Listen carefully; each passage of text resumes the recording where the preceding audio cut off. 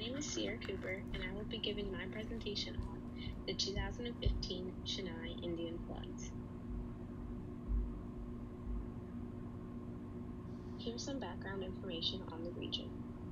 Every year from October through December, South India, including Tamil Nadu, coastal regions of Andhra Pradesh, and Puducherry, experience 60% of its annual rainfall from the northeast monsoon. Monsoon is characterized by seasonal changes in atmospheric circulation and precipitation that's due to asymmetrical heating of the land and the sea. The northeast monsoon begins in September when the Indian subcontinent cools off rapidly. The Indian Ocean and surrounding atmosphere holds onto its heat while cold winds from the Himalayas sweep down towards the ocean. The cold winds traveling down lock in moisture from the Bay of Bengal and deposit it over the Indian peninsula.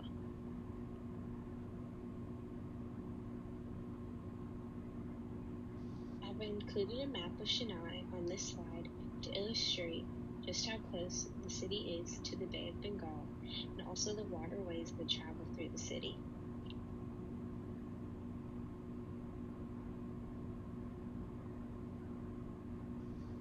Between November 9th and 10th of 2015, the valley received 19 inches of rainfall, and by November 13th, low-lying areas of Chennai, the capital of Tamil Nadu, was inundated, and it was reported that the city received a record-breaking 41.3 inches of rainfall.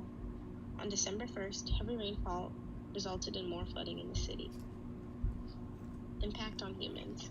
In Chennai, over 1,000 people had to be evacuated from their homes. Schools and colleges were shut down, as well as hospitals. 60% of the population lost power, and 40% of the city's districts were submerged. The death toll was estimated to be approximately 280 individuals, and it's also estimated that damages due to the floods resulted in an economic loss of $2.25 billion. Major automobile companies that have factories in this area, such as Ford and Nissan, were forced to halt production, which aided in the total dollars lost. Here's a picture depicting just how catastrophic these floods were.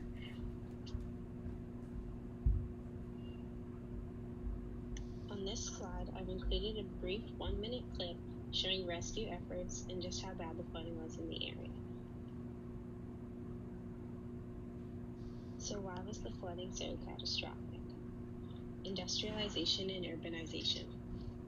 Poor urban planning led to buildings not being built to code and that were erected on lake beds. Drains were filled with trash, which prevented from water flowing out of the city. Chennai is built on flat coastal floodplains, and it's alleged that between 1996 and 2015, 1,000 plus acres of wetland were illegally redirected to accommodate for industrial installations. Poor planning and preparation. One individual claims that, quote, "The authorities didn't give us adequate information about water being released from a nearby lake."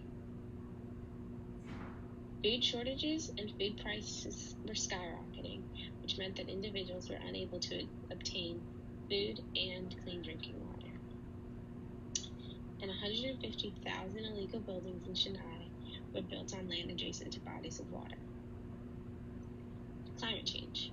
India is the world's third largest emitter of greenhouse gas emissions, which led to changes in the climate and weather patterns.